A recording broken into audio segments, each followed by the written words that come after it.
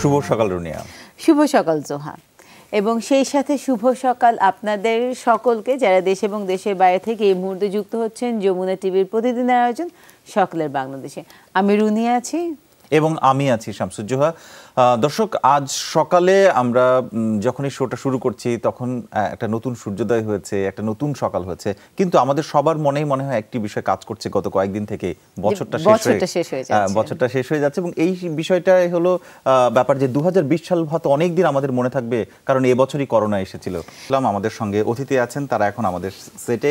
আমাদের সঙ্গে আছেন 3 জন ট্রাভেলার, তাদের সম্পর্কে আমি আপনাদেরকে পরিচয় করে দিচ্ছি। আমাদের প্রথমে যে আমাদের ডান দিক থেকে দেখি আমাদের সাথে আছে মোহাম্মদ আব্দুর রহিম ট্রাভেলার, তার পাশেই আছে সৈয়দা তানজিনা হোসেন অমৃতা, তিনিও ট্রাভেলিং করছেন, এবং তার সাথে আমাদের আরেকজন যুক্ত হবেন সৈয়দ সালেহিন আরশিদি, তিনি আছেন নারায়ণগঞ্জ থেকে, তিনিও ট্রাভেলার।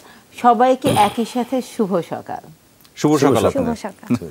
আসলে খুবই ভালো লাগছে যে বছরের একেবারে শেষ সময় এসে আপনাদের সারা বছরের যে অভিজ্ঞতা সেটি শুনতে সুযোগ হবে আজকে আমাদের। প্রথমে আমি সৈয়দা তানজিনা হোসেন অমৃতা আপনার কাছে যেতে চাই। সেটি হচ্ছে যে ট্রাভেলিং এইটা এক ধরনের চ্যালেঞ্জিং, এক ধরনের ইন্টারেস্ট থাকে, কিন্তু সাধারণত দেখা যায় যে নারী ট্রাভেলারদের উৎসাহিত করা হয় পরিবার বা অন্য সব জায়গা থেকে কম। সেইটি আপনি আসলে কিভাবে শুরু করলেন? বেসিক্যালি আমার ট্রাভেলিংটা শুরু হয় 2013 থেকে। আমার ইউনিভার্সিটিতে আমি বিভিন্ন ক্লাবের সাথে যুক্ত ছিলাম, তো ইউনিভার্সিটি ক্লাব থেকেই আমাকে প্রথম পাঠানো হয় শ্রীমঙ্গলে। তো তখন থেকে আর কি পারিবারিকভাবেও আমাকে ওভাবে, যেহেতু ইউনিভার্সিটির ক্লাবের মাধ্যমে যাচ্ছিলাম, টিচাররা ছিল, সিনিয়ররা ছিল, তো ওভাবে আমি বাধা পাইনি পারিবারিকভাবে। তো ওখান থেকে আর কি শুরু হয়। আস্তে আস্তে আমি পরবর্তীতে বিভিন্ন গ্রুপের সাথে যুক্ত হই। দেখা যাচ্ছে যে নারী হিসেবে আমি কোনো জায়গায় যেতে গেলে আমাকে দেখা যায় যে আমি দুর্গম জায়গাগুলোতে যেতে বেশি পছন্দ করি। তো তখন দেখা যায় যে আমি ধরুন আমি তখন টিমের সাথে যেতে হয় দুর্গম জায়গায় যেতে গেলে, কারণ নারী হিসেবে। প্রথম আপনি কোথায় গিয়েছিলেন? সেটা 2013 সালে? 2013 সালে আমার শ্রীমঙ্গলে যাওয়া হয়। ইউনিভার্সিটি থেকে শ্রীমঙ্গলে ট্যুর ছিল। কতদিনের ট্যুর ছিল, কেমন সেটার একটা অভিজ্ঞতা যদি বলেন?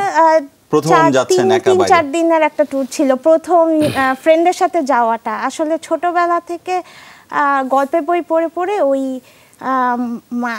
সবসময় মনের মধ্যে ওই ইয়েটা থাকতো যে আমি ফ্রেন্ডের সাথে কোথাও যাব ট্রেনে করে, এই জিনিসটা সবসময় কাজ করতো। তো দেখা গেছে যে তখন একটা স্বপ্ন সত্যি হলো সেই বছর আমার প্রথম মানে একটা স্বপ্ন সত্যি হলো যে আমি কোনো জায়গায় ফ্রেন্ডের সাথে যেতে পারছি। তো ওই অভিজ্ঞতাটা অনেক অসাধারণ ছিল। তখন এত রিসোর্ট ছিল না, এত হোটেলস ছিল না আমাদের।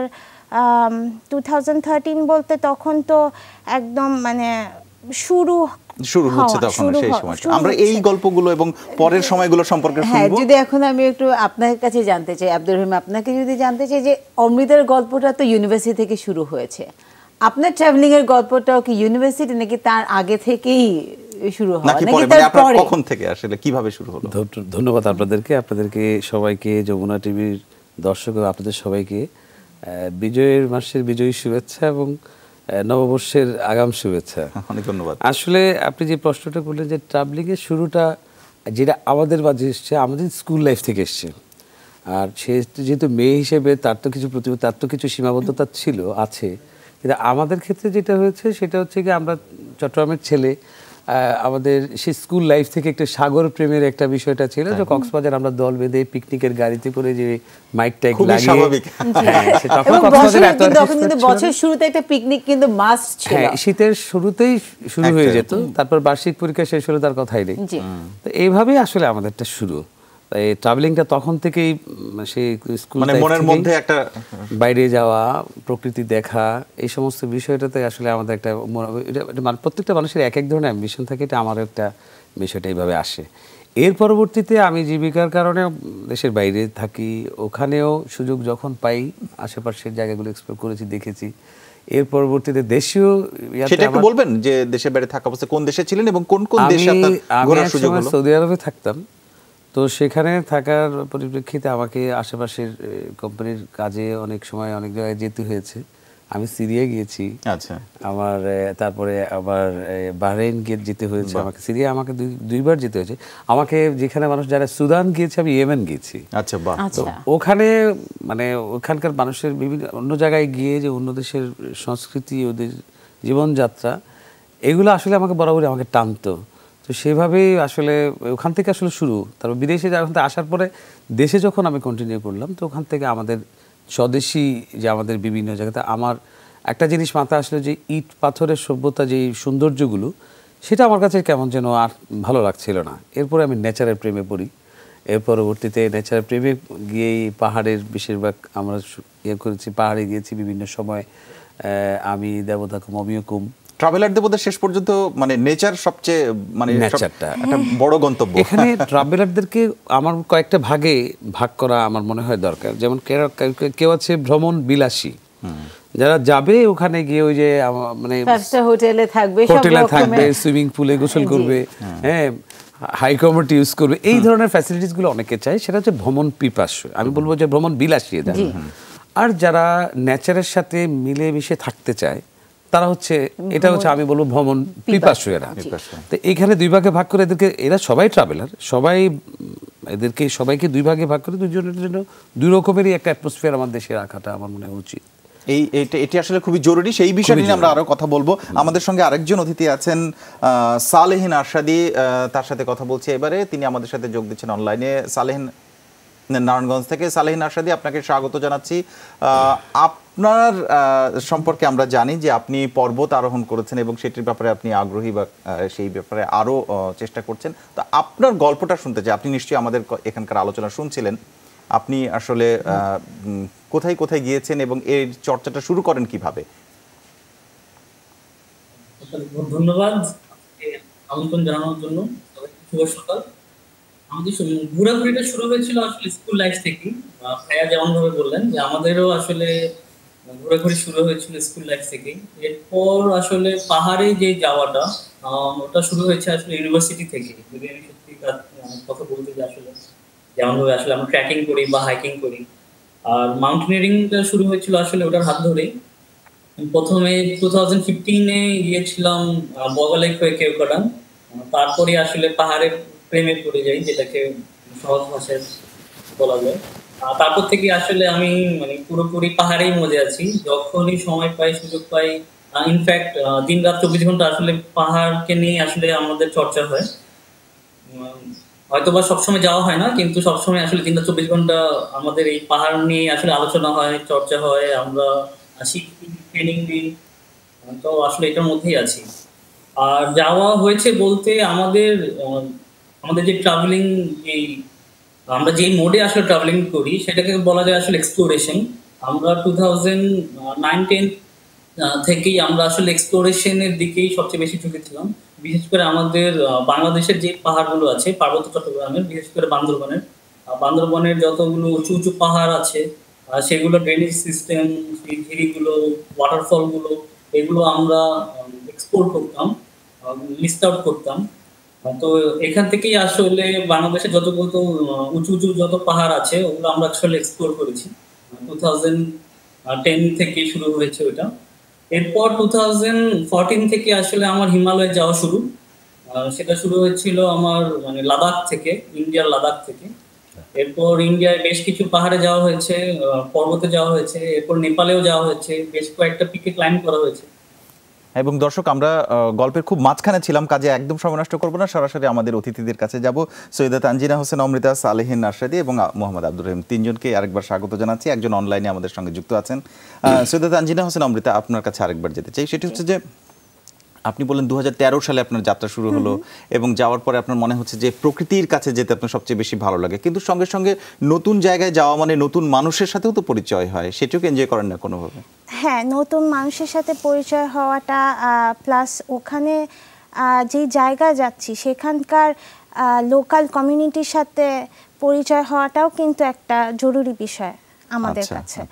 তো দেখা যায় যে ওখানে আমরা যে নতুন টিম নিয়ে যাচ্ছি তাদের মধ্যেও কিন্তু এ ধরনের মন মানসিকতা কাজ করে, যে তারা যেই লোকালিটিতে থাকবে ওই লোকালিটির মানুষদের সাথে কানেক্ট করতে পারবে, এরকম মেন্টালিটি। আপনার খুব ভালো লেগেছে এরকম কোনো জায়গার কথা বলবেন যে এখানকার মানুষের বা তাদের উদাহরণ? আমার মূলত আমার পাহাড়ের মানুষ খুব পছন্দ, মানে পাহাড়ের মানুষ, এটা আমি কি বলবো, এটা হয়তো আমার এক্সপেরিয়েন্স অথবা আমার বায়াসনেস কাজ করে। সেটা চেহারা দেখে বোঝা যাচ্ছে বায়াসনেস কাজ করছে। না, আমার মানে তাদের জীবন ধারণ কেন, মানে ঠিক পাহাড়ের মানুষদের ভালো লাগে কেন? তাদের জীবন ধারণ আমি দেখেছি তো খুব কাছ থেকে। আমি যখন কোথাও কোনো পাহাড়ে যাই, আমি অ্যাটলিস্ট 2-3 দিন টাইম স্পেন্ড করা ট্রাই করি ওখানে। তো দেখা যায় যে ওদের যে জীবন ধারণ সকাল থেকে শুরু করে রাত পর্যন্ত, ওরা যেভাবে নিজেদেরকে একটা নিজেদের মধ্যে থাকে ওখানে, ওই জীবনটা আমাকে খুব টানে। মানে তাদের নিজেদের মধ্যে নিজেরা আসলে হ্যাপি, যেটা আমাদের কন্টেন্ট আছে, খুব কমের মধ্যে তাদের মানে সমস্ত চাহিদা পূরণ করছে সবকিছু, এবং তারা প্রত্যেকটা মানুষ কত কষ্ট করে তারা জীবন ধারণ করছে। এই জিনিসটা আপনার এই বিষয়টা একটু আপনার কাছে নিতে চাই আব্দুর রহিম। আপনিও বলছিলেন যে আপনাকে প্রকৃতি টানে, কিন্তু তার সাথে মানুষ, তার সাথে অবশ্যই মানুষ। যেমন ধরো এখানে পাহাড়ে আমি অমৃতা যেটা বলছিল সেটার সাথে আমি একটু সংযোগ এটাই যে আসলে এখানেও অনেক কিছু শেখার আছে ভ্রমণের মধ্যে, কিন্তু ভ্রমণটা হচ্ছে গিয়ে পরতে পরতে জ্ঞানের একটি বিষয়। এখানে আপনি দেখেন যে পাহাড়িতে যে আমরা ক্ষুদ্র ক্ষুদ্র যে নৃগোষ্ঠী যেগুলি আছে তাদের জীবনযাত্রা, সে যেটা বলছিল যে তাদের জীবনযাত্রা যে সিম্পলিসিটি তাদের মধ্যে আছে, দেখতে সহজ সরলতা, এই বিষয়টার মধ্যে আমাদের যে শহরের জীবনযাত্রা থেকে আমরা ওখানে যাই, এইখানেই কিন্তু আমরা অনেকটা নস্টালজিক হয়ে যাই। আমরা যদি এরকম হতে পারতাম। তাদের চাহিদাটাও ছিল তো অল্প, যেমন আজকে খেলাম, আমরা তো অনেক কিছু ব্যালেন্সের চিন্তা করি, অনেক কিছু করি, যে তাদের হচ্ছে যে আমি এখন ভালোটা খাচ্ছি, হয়তো বা কালকে রাত্রে আমি কি খাবো, কীভাবে খাবো, তাদের ওই চিন্তাটা নেই। তারা কিন্তু খুবই হ্যাপি, সামান্য কিছুতে অনেকটা হ্যাপি। তো ওখানে গিয়ে একটা শিক্ষাটা আসে, সেটা হচ্ছে গিয়ে মানে অল্পতে সন্তুষ্ট কিভাবে থাকা যায়, মানে প্রকৃতি আমাকে যা দিচ্ছে তাই দিয়ে যে আমাকে মানে আমি সন্তুষ্ট।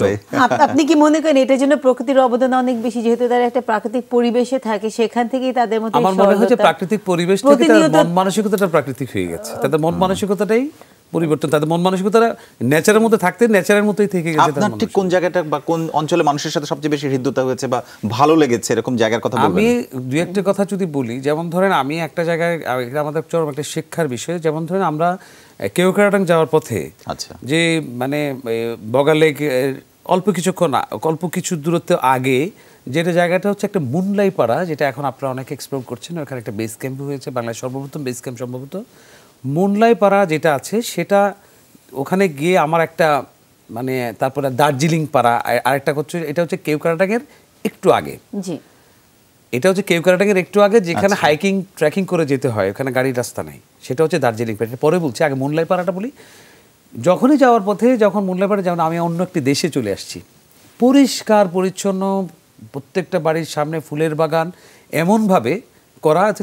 তারপরে এই জিনিসগুলি দেখে আসলে তারা যে এত পরিচ্ছন্ন হতে পারে, তাও সভ্যতা থেকে অনেক দূরে, আমাদের যান্ত্রিক সভ্যতা থেকে অনেক দূরে। দুর্গম অঞ্চলে যখন আমরা গেলাম বগালেক থেকে ট্রেকিং করে, তাও 2.5 ঘন্টা 3 ঘন্টা ট্রেকিং করার পরে পাওয়া যায়, হাইকিং করার পরে, ট্রেকিং না কেন হাইকিং সব উঁচু, ওখানে গিয়ে আমরা দার্জিলিং পাড়াতে যখন যে তখন আরো অবাক হয়ে যায়, যেখানে সভ্যতার কোনো ছোঁয়াই নেই, কোনো গাড়ি বাড়ি আসতে, ওই যে সিজনে হয়তো বা কোনো প্রকারে একটা গাড়ি চলতে পারে, যেতে পারে, কিন্তু বছরের পুরোটা সময় যাওয়ার তেমন কোনো উপায় নেই। এত সুন্দর বাংলাদেশের সবচেয়ে পরিচ্ছন্ন পাড়া বলে এখানে আখ্যায়িত করা হয়েছে অনেকে, যেটা দার্জিলিং পাড়া।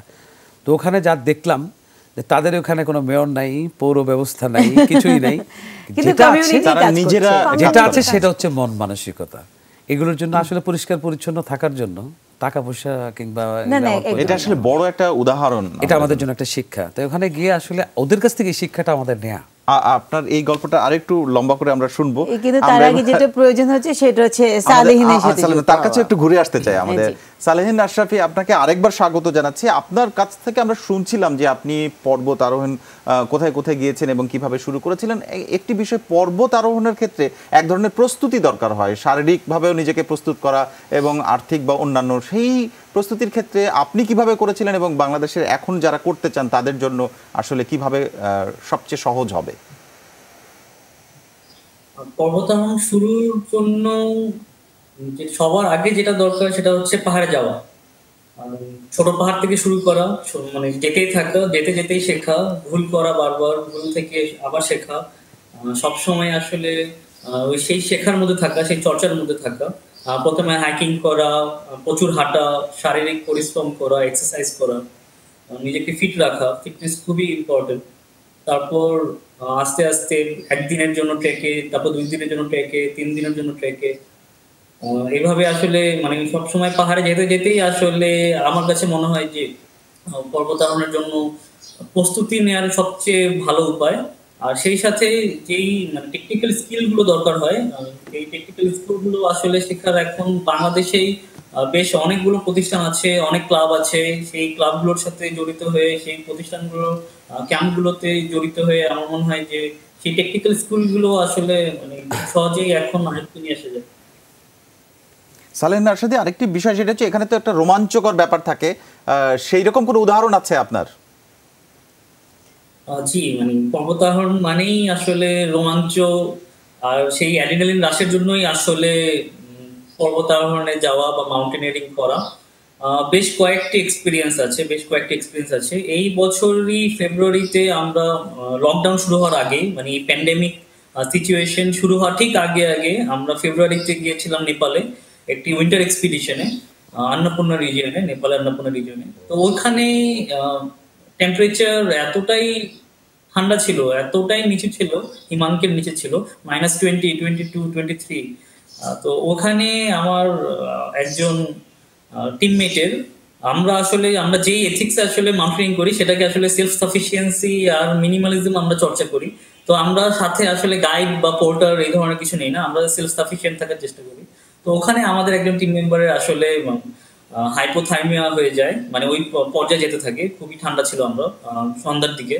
তো তখন ওই পর্যায়ে আসলে তাকে ঠিকঠাক করে রাখা, ক্যাম্প সেট করা, ইমার্জেন্সি সন্ধ্যার দিকে।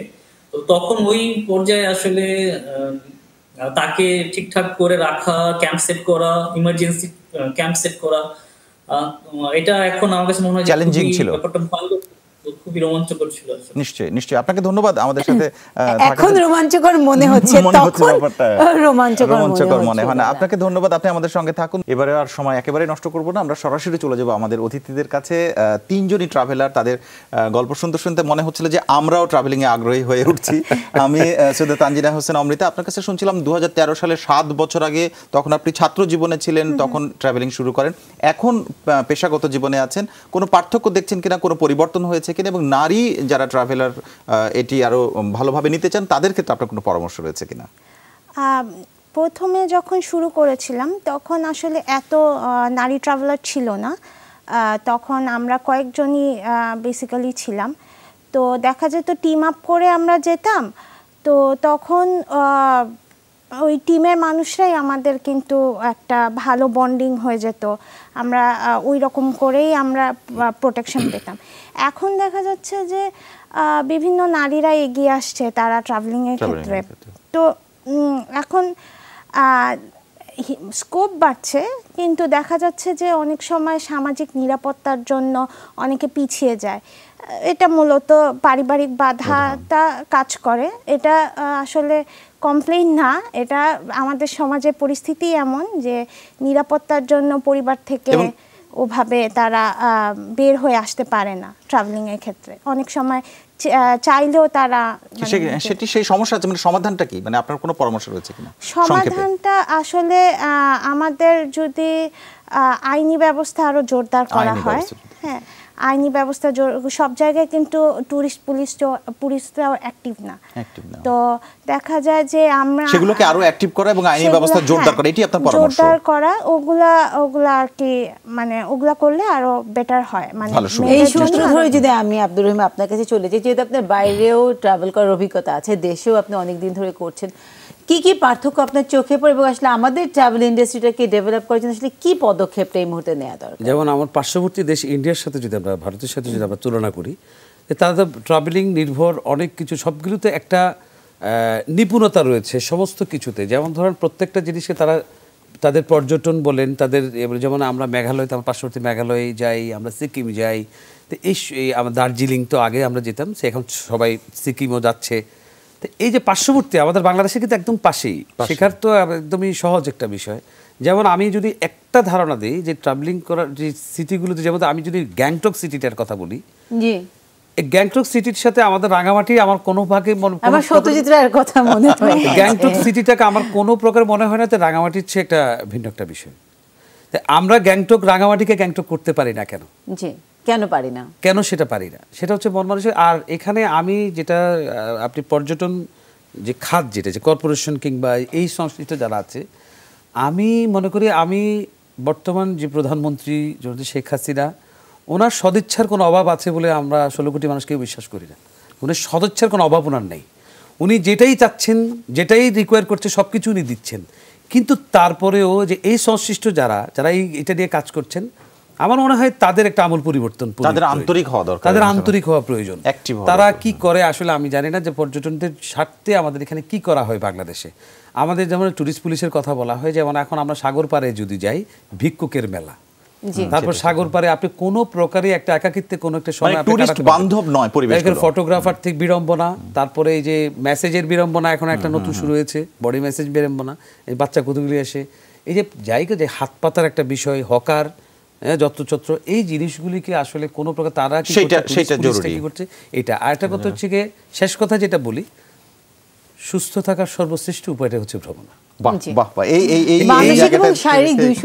এবং মন মানসিকতার পরিবর্তন আসলে প্রয়োজন। সেটা হচ্ছে ভ্রমণ যারা করছেন তারাও, আমরা যেন চিপসের প্যাকেট না ফেলি, পরিবেশটা রক্ষা করা। আমরা চলে যাই আমাদের আরেকজন পর্বতারোহী রয়েছেন সালেহীন আরশাদী, তার কাছে। সালেহীন আরশাদী, আপনার কাছে আমরা শেষ কথা জানতে চাই, যারা আমাদের আরেকজন পর্বতারোহী রয়েছেন সালেহীন আরশাদী, তার কাছে। সালেহীন আরশাদী, আপনার কাছে আমরা শেষ কথা জানতে চাই, যারা এই রকম ভ্রমণে আগ্রহী, বিশেষ করে পর্বত আরোহণ করতে চায়, তাদের জন্য আপনার প্রত্যাশা বা পরামর্শ।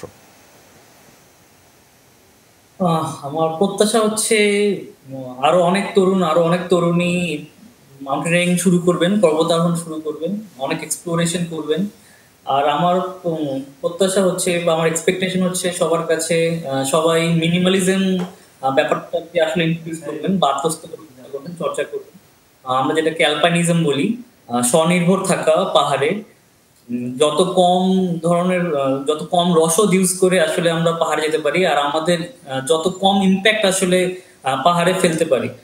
পাহাড় যেহেতু খুবই ভালনারেবল একটা জায়গা, খুবই সাসেপ্টেবল একটা জায়গা, তো মানুষ মানেই যেহেতু আসলে কার্বন ফুটপ্রিন্ট, তো আমরা আসলে ভাইয়া যেরকম বললেন, লিটারিং করবেন না, প্লাস্টিকের মোড়কগুলো ফেলবেন না, প্লাস্টিকের প্যাকেট ফেলবেন না, চকলেট খেয়ে ফেলে দেবেন না, সিগারেট খেয়ে সিগারেটের বাট ফেলে দেবেন না। তো যতটা সম্ভব আসলে লিটারিং যেন আমরা না করি, পাহাড়ে একেবারেই যেন না করি। বিশেষ করে যেই ন্যাচারাল প্লেসেস গুলো আছে, সেই ন্যাচারাল প্লেসেসে যেন আমরা লিটারিং না করি, সেই বিষয়গুলো আপনি আসলে পরামর্শ দিচ্ছেন। অনেক ধন্যবাদ সালেহীন আরশাদী আপনাকে আমাদের সাথে যোগ দেওয়ার জন্য, এবং সেই সাথে আপনাদের দুজনকে অনেক ধন্যবাদ আমাদের সাথে আজকে সময় দেওয়ার জন্য। এবং নতুন বছরে যদি ট্রাভেলিং এর ইচ্ছাটা থাকে, তাহলে শুধু এতটুকুই মাথায় রাখতে হবে, প্রকৃতি পরিবেশে কোনোভাবেই যেন আমরা বিরক্ত না করি। নিশ্চয়ই। আপনারা সবাই ভালো থাকুন, আজকে সারাদিন ভালো কাটুক এই প্রত্যাশা শেষ করছি। আজকে সকালে বাংলাদেশ। শুভ সকাল। শুভ সকাল।